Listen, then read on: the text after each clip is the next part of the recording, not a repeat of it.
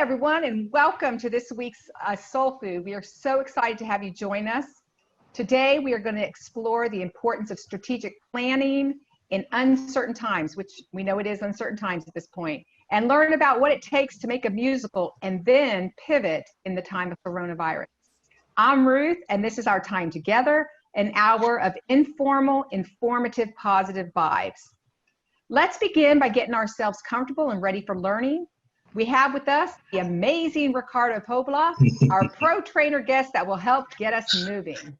Hi, Ricardo. Yeah, hi guys. Ruth, I love the way you introduced me though. Like seriously, You're amazing. You get thumbs up for that. Thank you so much. All right, you know what? Let's get started with something very simple. Again, we're gonna go with some shoulder shrugs. Okay, shoulder shrugs is what everybody's going to do. Let's stand up nice and tall. Nice and tall in your chair. I know everybody's sitting down. Let's stand up nice and tall in our chairs. And then what we're going to do is we're going to take the top of our shoulders and we're going to reach for the top of our ears without moving anything else. Right? So from right here, we're going to squeeze and pull and then pull them back down. We're going to squeeze and pull and then pull them back down. Make sure you keep your head forward as you do this. You want to be looking right directly in front of you so that you can pull that neck area, the muscles in the neck area, and just relax those muscles. Because I know most of the people have been sitting down all day, so you're probably crouched up a little bit. So let's try to loosen up these muscles so you guys can have a good evening. Okay, let's get two more in there. Very good. Okay, let's go with some shoulder circles. We're gonna circle forward all the way around. Make sure you make some big circles with your shoulders. Big circles. We're going 6, 7, 8, 9, and reverse it all the way back, all the way back, all the way back. Oh yeah, Kathryn, I see you, man. Kathryn's into it. Let's go. Right here. Good, and last one. Perfect. Big hug right here. Big hug. Big hug. We're gonna pull the shoulder blades together. Shoulder blades together in the back. Yeah. Right to the front, squeeze. Pull the shoulder blades together. To the front, squeeze. Let's go. Shoulder blades, shoulder blades, shoulder blades. To the front, squeeze. All right, we got two more of these. Two more. Squeeze. Pull it back to the front. Big breath. Last one here. Good. Hands on the hips. Head to the side. Nice and easy. Relaxing the neck all the way around. Then we're gonna pull the head down. Big circle. Back the other way. Back. Don't get dizzy. Don't get dizzy. All right. Very good. And that is it. Hopefully you guys feel a lot better. Feel a little loose in the shoulder areas. Probably sitting down a little bit. And I thank you all for doing the movement. Vicent, there you go. Thank you, Ricardo. Thank you. And I did get dizzy, so what the heck? Yeah? Okay. Oh man, listen, you guys stay at 1 point. 1 point. I'll make sure I do that. Next time. So, right, thank you so much for starting us out with movement today. And a lot of people ask, and I'm going to turn over to Kevin. A lot of people say, why do we begin Soul Food with movement? And I thought maybe you could share a little bit with everyone of why this is so important. Right. So one of the things that I've been learning about with my friends at it's a company called Rhythm, and one of them is a psychiatrist, is that social emotional learning, like all the things that are happening in our head, actually start in our body. So I know that we sometimes think about being ready to learn because of motion or those kinds of things, but it's actually physiological. That, for instance, if I'm sitting up or I'm moving around, I can get more blood to my brain. I get more oxygen to my brain. It's this physiology that becomes really important. And I think to link to our conversation today, and Ruth, you hosted a research briefing yesterday where folks were talking about designs for learning environments in a COVID world, right, where the CDC right now is saying, you know, really crazy things like have all of your kids in rows looking forward and, you know, don't let them sneeze or move and keep them in a little prison. But we don't want to do that. Obviously, we want to keep them safe. And there are ways to keep them safe, but also to have them collaborate and to help them move. Because we know over the last 10, 20 years that collaboration and that movement is important. So I want you to think about, as we're talking with Dr. Kathryn Ritchie today, what's in your strategic plan out there, folks? Are we really thinking about putting our kids back into a static classroom, or in our planning, are we asking how can we keep our kids safe, but also make sure that our kids are having some motion and are collaborative, because that is literally what's going to help them learn. So that's a little bit on strategic plan. And Ruth, I think maybe as a part of Soul Food, we can put some of the materials up or the information. So if they want to go learn about that, right? Yeah. Absolutely. Great idea. Well, thank you for that. So now that we're warmed up, we're ready to learn, our brains are ready. We've had our shoulder lifts and our dizziness and all of that. Kevin, what do we have on our menu for today? Well, I am super, super stoked to introduce my friend, an absolute most brilliant woman in Australia, Dr. Kathryn Ritchie. Kathryn, she works with some of the world's largest organizations through strategic planning. I have been at Ignition Institute events. I can tell you, I think about planning in teams differently. So, Kathryn, hello. How do you say hello in Australian? Hello. Good afternoon. Lovely to be here. Good day. Well, listen, let's start by talking about, what does strategic planning mean? It's this very nebulous idea. When you work with a client at Ignition, what kind of process are you taking them through? Certainly. So Kevin, perhaps I start with what it is, because it's one of those mesmerizing phrases that means everything and nothing at the same time. And in its simplest form, it's a mechanism, it's a tool that allows an organization or a group of people, even when they're thinking about achieving something, to organize their effort, to organize their resources in the most effective way in order that they can drive effectively towards that outcome. And I would also add that it in and of itself is not an end game. You can get a strategic plan, but quite frankly, so what? It's what you do with it that really counts. So from our standpoint, the process is absolutely as important as the plan in and of itself. It is a very, very powerful tool, and I'd say through a couple of decades of working in this space, it's probably one of the most poorly done things right across the board, and yet it has real opportunity to unleash an enormous amount of potential in people through organizations. In terms of the process, and we use the same process for all kinds of organizations. It doesn't matter, we actually do individual ignitions right through startups, right up to $150 billion corporations. And it doesn't matter the ownership structure or the nature of the organization. They can be privately owned, publicly owned, government, and not-for-profits, and anything in between. And certainly we've worked in the school system as well. So it's a set of principles rather than a rigid structure, if you like. And I think one of the things we're seeing, and it's not really as far along as I would like, still a lot of traditional methods are being used. And those are very much decide at the top, more or less tell people with a bit of engagement, and then use a combination of carrot and stick to get stuff done. And that's absolutely not the way to go.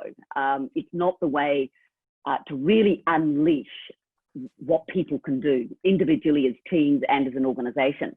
So that's what our process is about. We look at it from three standpoints, Kevin. We look at enough clarity, enough cohesion, and enough discipline as three interlocking circles, because we're always thinking about execution. We're not just thinking about coming up with a deck or something that's static. Enough clarity is all about the defining piece. We've got to have a shared understanding, and I'll come back to how we do that. As we build that clarity, we're equally building cohesion. So dialogue is probably one of the most powerful mechanisms, tools that we use in this process in lots of different forms. And that allows people truly to explore and reach shared understanding through agreement, disagreement, exploring alternatives and so forth. Absolutely what builds cohesion. And then finally, you apply the disciplines to allow you to drive the outcome. Without enough of the first two, without enough clarity and without enough cohesion, the discipline is very often wasted. And we very deliberately use the word enough. You only need enough. Looking at sort of an efficiency curve scenario, any more than enough and you've overinvested. And we work in a lot of lean situations. So you're just looking to that tipping point. Our process, Kevin, to your question, has three components. The first one is immersion. And we like to go in and really understand where the organization is. Rather than coming and dumping something on an organization, we want to sense and feel and listen to the organization. And that's largely done through a series of, I say interviews, but they're really conversations. They're conversational in style. And it allows people to tell the story from their shoes about their organization and the direction it's going in and what it can be. And we do this for two key reasons, actually three. One, it really engages people because it's actually an enjoyable conversation. Two, it allows us to pattern read right across those areas of clarity, cohesion, and discipline, and all the ingredients that gives rise to that. And it allows us to hear the language and hear the nuances of that organization. So when we go in and work with them, we can do it with a sensitivity because we're about building capability in an organization, not doing it for them. So immersion is critical. That sets us up for the dialogue phase, which is a series of strategy rooms. Prior to that, we work with the leader to give them an overview of the outcomes of that immersion phase. We don't write reports at that point because you just stick people in the past. We don't want to anchor people to history. We do give that back as a verbal stream of consciousness so that people can bring back into play what they'd like. And we don't want people to get stuck trying to work out who said what and so forth. It's distracting. The dialogue phase can take many forms, Kevin. It can be a single day, it can be a couple of days, a series of half days. We've now moved to a fully virtual model, which I would have never believed possible. And we actually did it before COVID-19 quite accidentally. And we're finding that shorter and more iterating conversations are better. It's a very intense forum, but there are many ways, and we construct that based on the organization. And it's through that series of dialogues, and we always start by exploring the environment. And this time, like probably no other, we recognize the importance of really understanding what's going on around us, not only externally, but also internally, and more particularly, what are the implications of that? How does that inform us about what we might need to do? And you raised a number of things up front about how schools might think differently when they look at that environment and might think differently about how you want to create the space, the context for our young people to learn and grow. And what we're doing through this phase very quickly is we're wanting to see that an organization is clear about their core purpose or mission, their big vision, their aspiration, how they competitively differentiate, and that's still important in a school context. Things like measures, strategic pillars, SMART goals, and then you build out the plan over a period of time. And we're very much agile in our thinking. You don't micro plan today. You put the stake in the ground and you build out. And the final component, Kevin, is lock-in. And that's where at the back end of that, we're going, right, how do we make sure that there's a runway out so that you get traction? I might stop there and let you explore further. So Kathryn, so very nice to have you with us today. And thank you. Do share with us, what kind of learnings and lessons have your clients experienced during this time? And how do you think they might apply to schools? Thank you. This has probably been, I would almost say it's been a hyper learning phase for us and for our clients, starting with just how powerful these virtual forums can be. And I think all of us in sessions and conversations have learnt that. And so that's a simple one. Do we need to travel so much? There's been increases in productivity around sales teams and relationship manager and account manager teams engaging with all kinds of constituents. So I think in the schooling situation, it's exactly the same. We probably more rigidly stuck to particular ways of engaging with people, and this has just busted that all up. I might pick up on the busting up, because I think one of the greatest things that this whole era, and it's hard to believe that it sort of go back 60, 90 days, and who would have known where we are today, such a short space of time. But these highly disruptive phases really break myths. They really challenge pattern break, and that gives us a real opportunity to throw out habits and things that we've hung on to, traditional ways that we didn't know how to challenge. And I think the school system absolutely think about that. Think about the things that you felt you couldn't break out of. It's, in my view, one of the most powerful systems that a nation has. It touches our most precious resource, our young people. It has an extraordinary distribution network, and you connect in with a lot of, a wonderful ecosystem. So I'd be really thinking, how are we hamstrung? And that's what we've been encouraging our organizations, our clients to do. We've had situations where clients have said, wow, we've been trying to go paperless in our insurance area for a couple of years. I think we did that last week. We've been trying to shift our culture to a more adaptive, flexible, open culture. When we flipped overnight to working from home, we nailed that.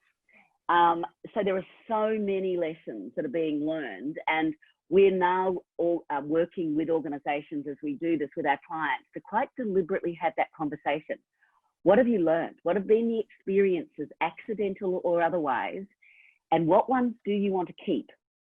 Some you might go, look, that worked for the time, but we'll move on.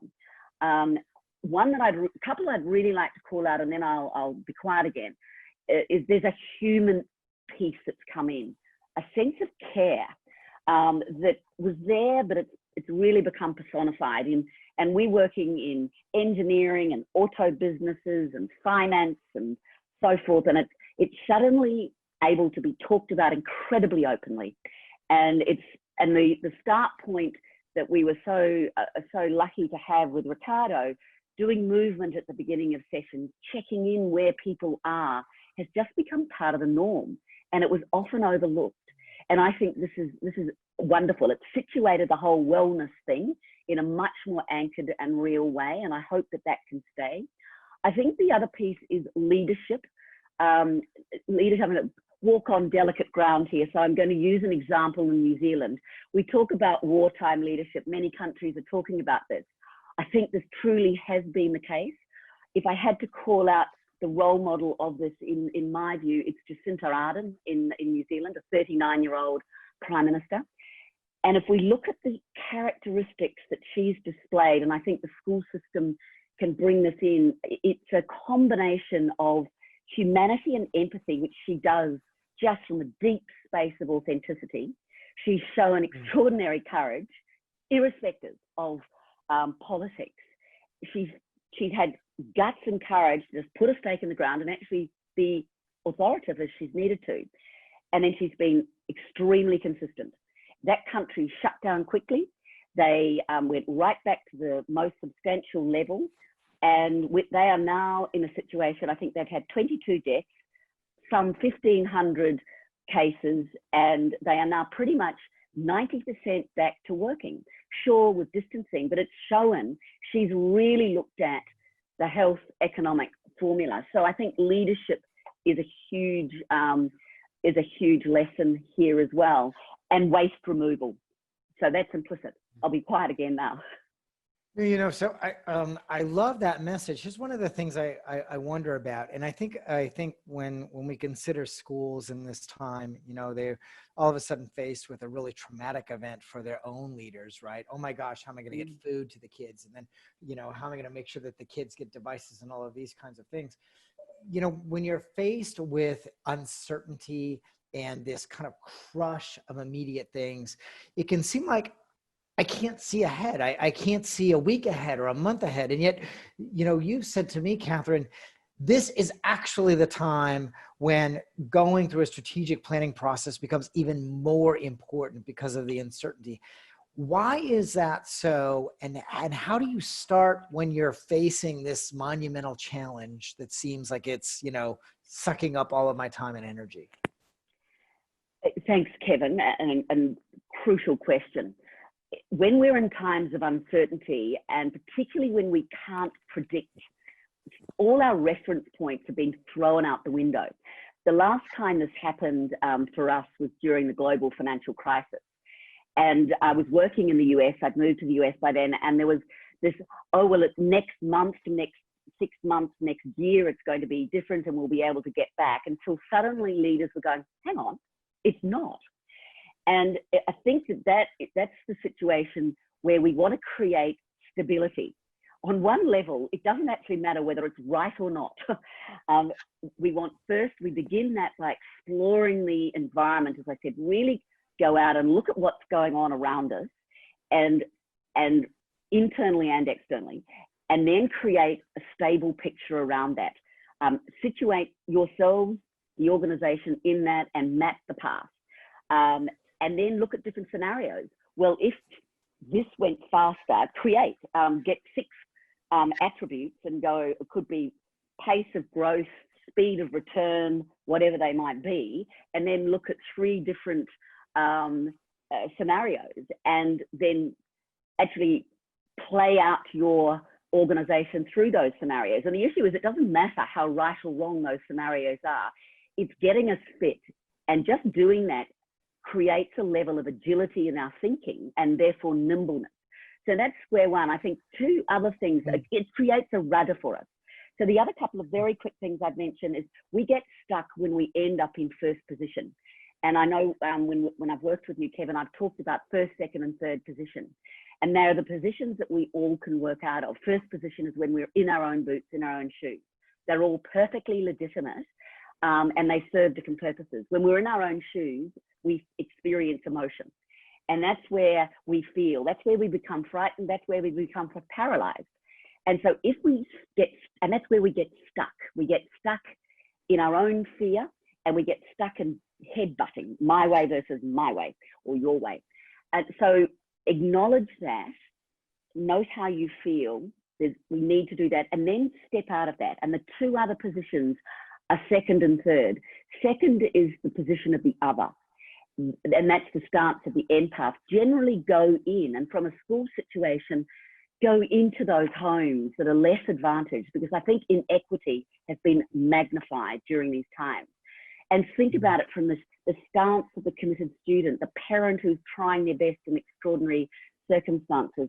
Think about the community resources, think about the teachers, etc., and go, how and what? How are they feeling? What could they do? How and what are the most powerful words in the second position. And in the third position is really where we bring in the collective, and this is the stance to go in for strategic planning using second position and first. And you really go, right, we need to get ourselves out of this, put the challenge, put the situation, put the opportunity up there outside of me. And then we can harness the collective. It allows us to look at this objectively and acknowledging myself in it, and equally the others. So those are a couple of thoughts, and this is so important to do right now. It empowers us. So Kathryn, we've got a number of administrators in the audience. If you were going to give them advice on the first step to rebooting their organizations after this shelter in place, what would you say?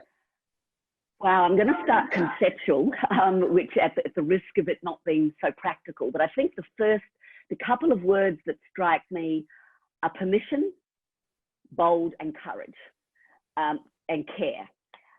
So that sets the boundaries of the thinking, because a disruption like this genuinely gives us permission to think differently and to think broadly. So I would be envisioning, we often can't think now, and one of the exercises we do is do pictures of success.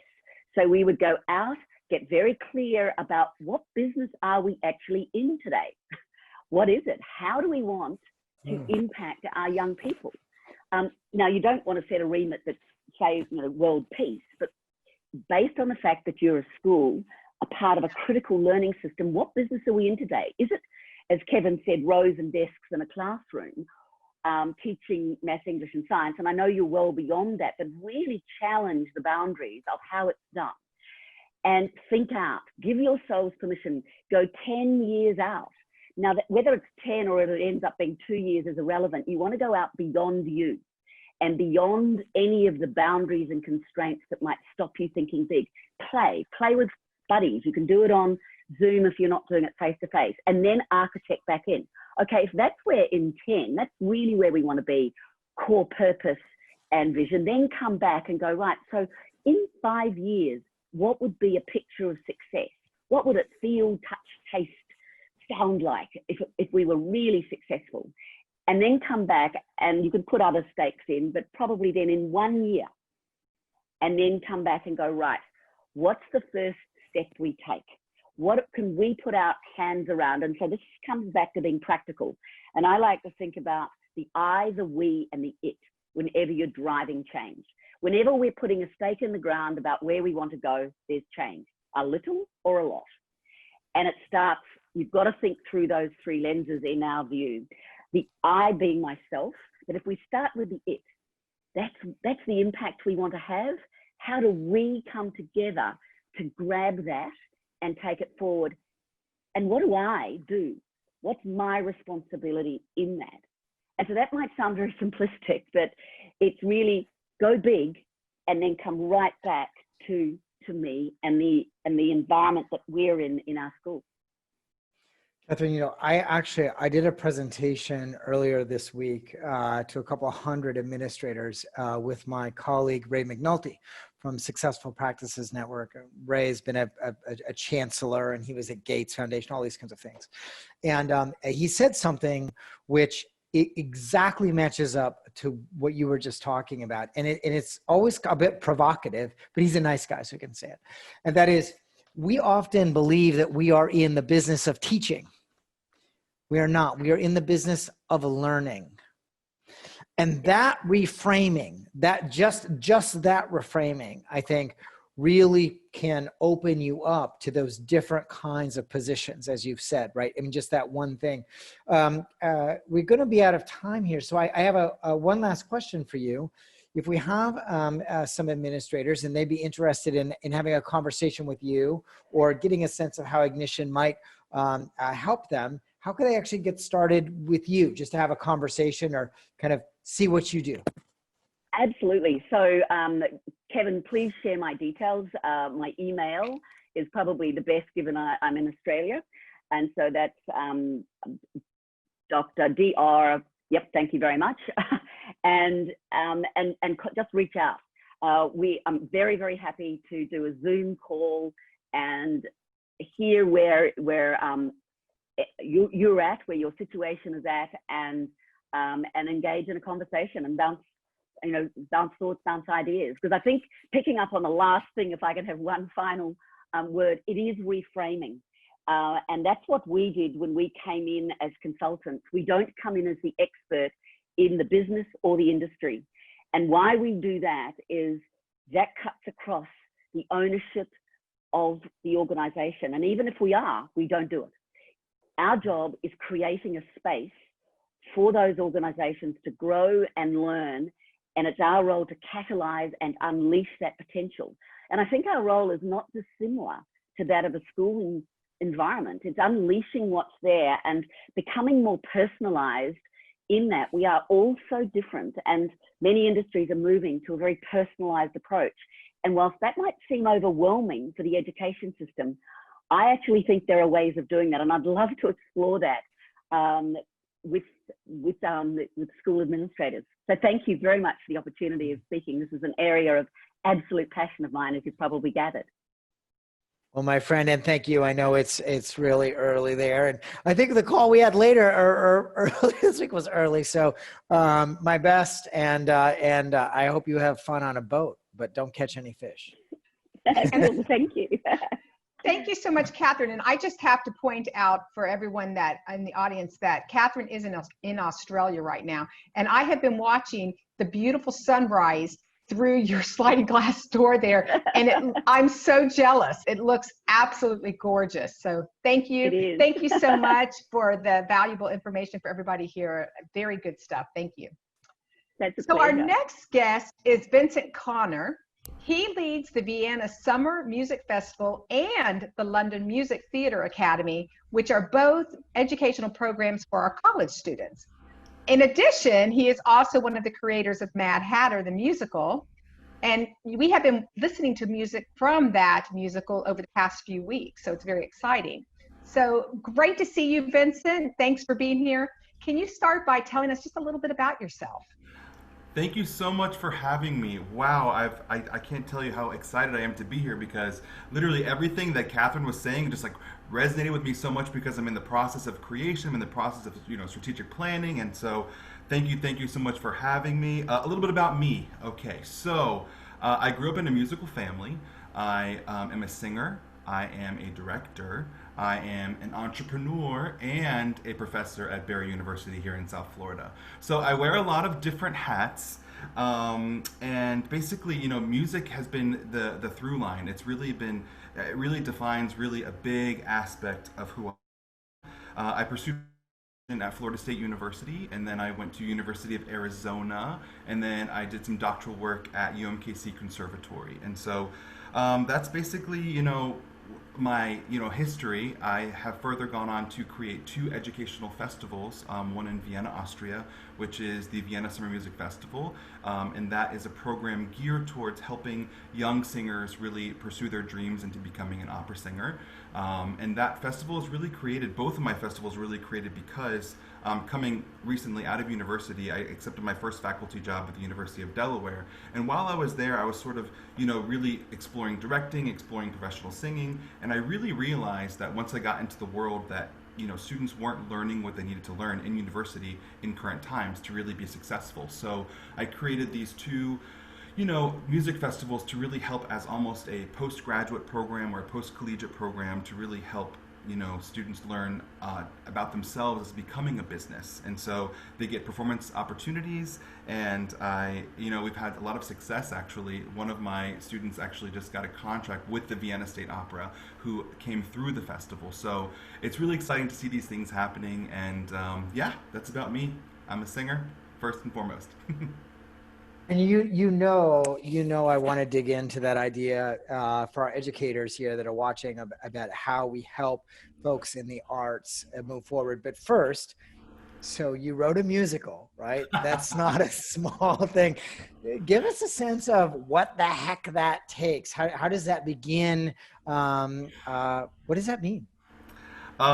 So I think the process, honestly, when you ask me to think about this process, I really think about it as failing forward and being okay with constant change.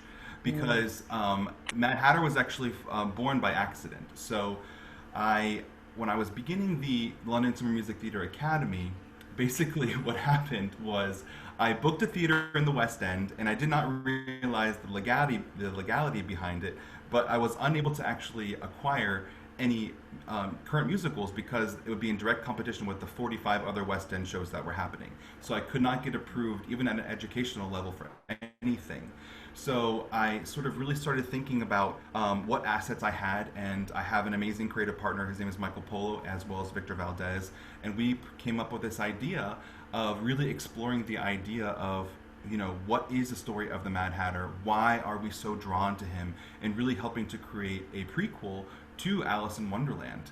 And aside from lights and camera and logos and websites and LLCs, the whole 9 yards, it's really just about putting together a puzzle. And if you have the right assets and the right people and the right creative partners, it's really amazing what you can do. So one idea can go a long way.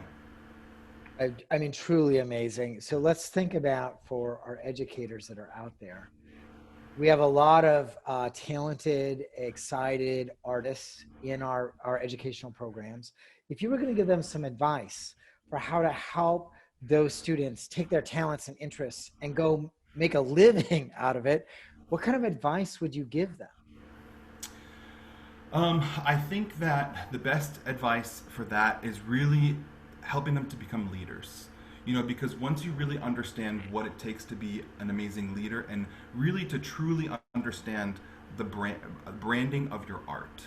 And so really, when you look at this puzzle that we talked about, really figuring out which way to go, am I singer, am I R&B, am I pop, am I rap? What brand are you really portraying? And then honestly, I think we talked a little bit about truly looking from a non-biased perspective, what are you actually good at? And so if you're really getting a lot of feedback, part of the reason that we're going so far with the Mad Hatter thing is because we got so many reviews after our West End show, and we were just like, we can't not go on, because everybody was just so excited, and they're like, this belongs in the West End on a permanent basis. Some people said it's better than anything they've ever heard ever, and so I wanted to really take that and just really go with it. And so I think just really, it's okay to take risks. Risks are important, but really becoming leaders and really examining from a non-biased perspective. Gotcha. Well, we've just heard Kathryn talking about the importance of planning and a pivot, and you have been faced with some pretty incredible challenges because of the virus. Tell us about them and how you've pivoted. Sure.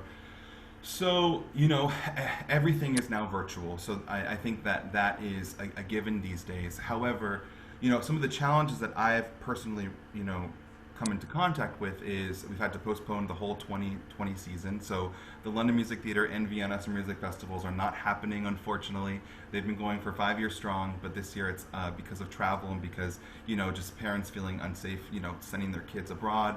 Unfortunately, there's a huge income loss there. The other thing is that we had a big performance of Mad Hatter that was going to be on May 5th in New York City at a cabaret venue for producers and investors, and that has also been canceled. So there's lots of challenges, but I'm never going to lose hope, because one door closes and another one opens. And we've been pivoting, like you said, in amazing ways, things that I've really never even thought were possible. So it's amazing that, again, when one door closes, another one opens. So Vicent, the arts are more important than ever right now, and you basically just said that. So how are you keeping the music alive? Oh my goodness. So I have been learning so many new skills, to be honest. So I've really been focusing on music production. I've been actually working on building music videos. And what we've been doing specifically with Hatter is we're about to launch our big Hat the World campaign. And we didn't want to really go forward with that because the original mission was to get to Broadway, and that was our main goal. We're going to Broadway, we're going to go to the West End in a permanent perspective.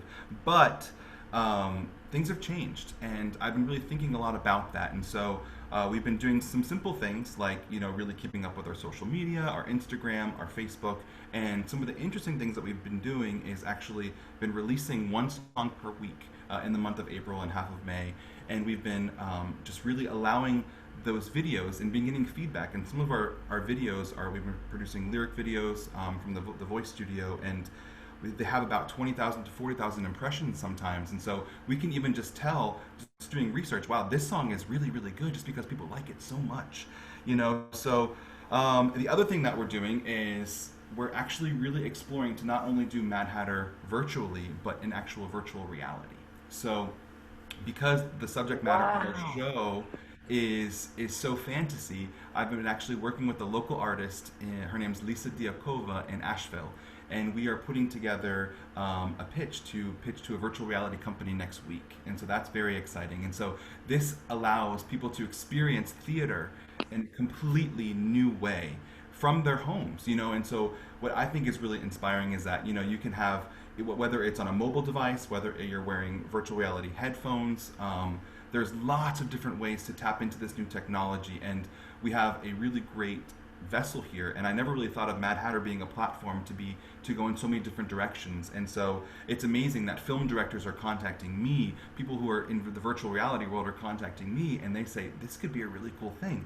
So that is sort of the direction that we're doing. And then on a side hustle, of course, because I am a full-time artist, I'm creating an LLC, a new business called Cyan Entertainment, and we're focusing on creating new songs for artists as well as music videos. So keeping the music alive is very important to me. Love it. Love it. I actually, I realize I have a new moniker for you, a new name. You are the Newton of music, because during the plague, this is true, a little cocktail fact for everyone out there. During the plague, Isaac Newton had to leave Cambridge, right? Go home because everyone was getting sick. And that just happens to be where he completed his thinking on calculus and a little thing called the theory of gravity. So you look at VR for a musical. That's amazing. Well, I wanted to end before I know we have a special treat coming up, but you are truly one of the most optimistic human beings I have ever met. When you think about the outlook, right? A year from now, a year and a half from now, what do you see happening in the arts, both for you and out there with all the people that you're reaching? What do you think it's going to look like? Well, first of all, I think that positivity is so important because, having that mindset really allows us to really, just changing your mindset alone can be just so powerful in who you are as a person. And so my mom, when I was really little, she would always put quotes on my mirror every morning, which are positive affirmations. And now my mom actually runs the positive affirmation station.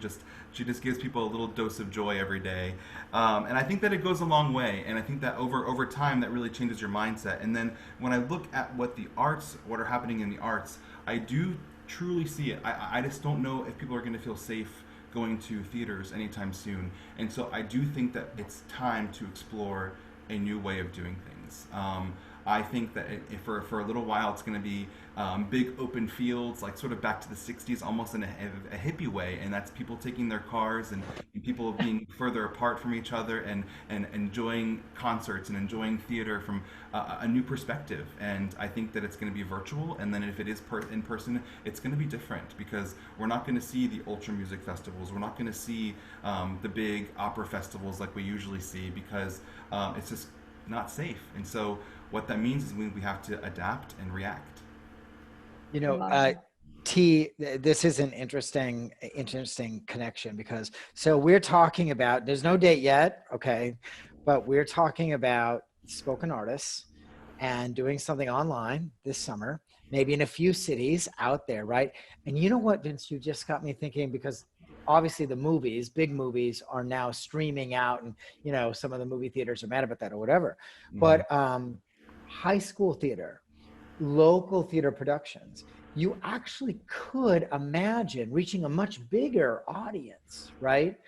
If you leverage some of that technology. And I literally had not thought about that until right now, but I think it's an interesting conversation for our school teams, even when we go back to whatever the new normal is and people are on a stage. How can we use this power of broadcast to reach audience? So that's awesome. Sorry, Ruth, you're going to say something. No, I just love it. Another new idea for Kevin Baird. Okay.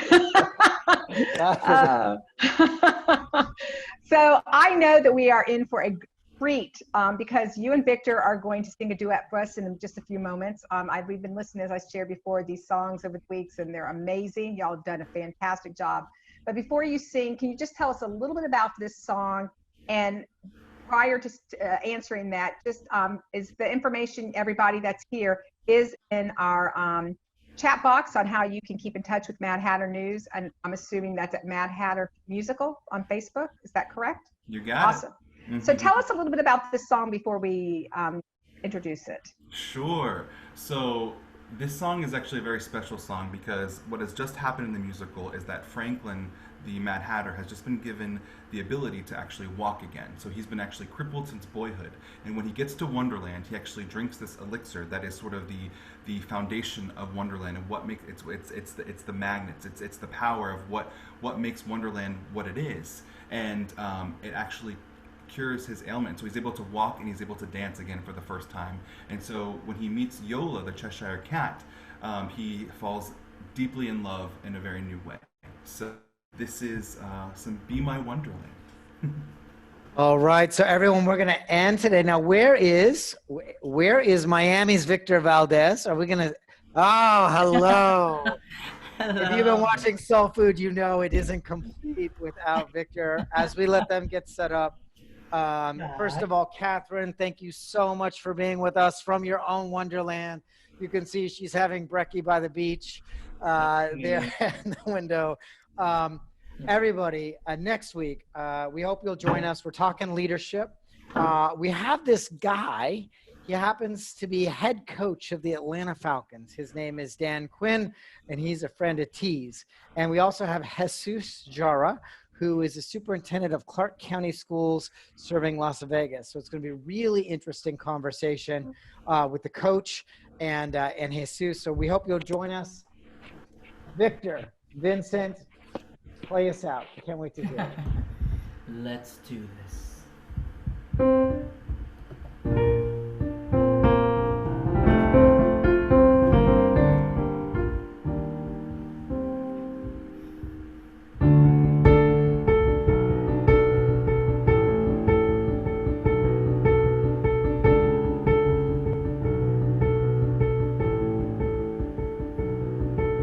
Something inside is changing.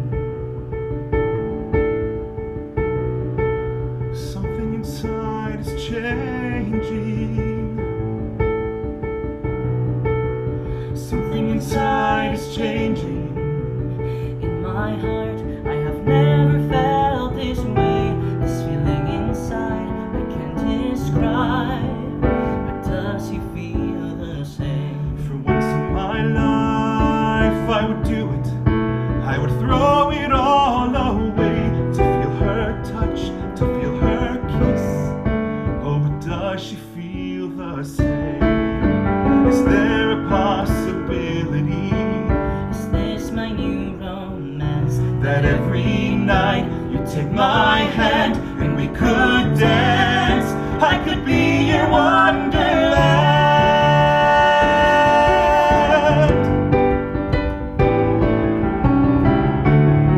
I could be your tomorrow. I can be in your whole life and wake up next to you each day. I could always be by your side. There is so much I could show you, things you've never seen before. Just stick with me and you will see all the wonders of my It's strange to world. think of yesterday and who I was back then. But you're here now. This is me now, and there's a chance I could be your wonderland. I thought I wasn't meant to find someone who made me fly when we were together. You have opened up my eyes to a different kind of high. I want to stay forever more.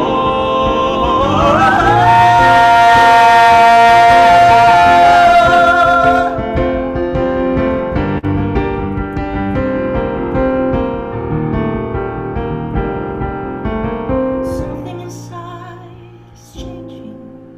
I'm lost in you, there's no way to pretend. You've got my heart, is where we start. I could be your wonderland.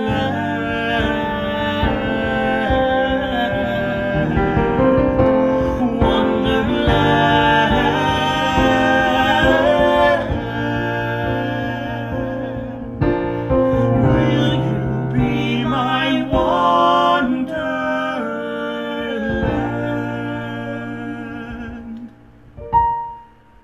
We want to thank everyone for sharing this day with us. Looking forward to seeing you all back here next week, same time, same place, where we've got a great dish to feed your mind, your body, and your soul. Have a Thank great week, you. all. Thank you so much. Thank you. Happy Thank you. soul Beautiful. food. Bye-bye. Beautiful.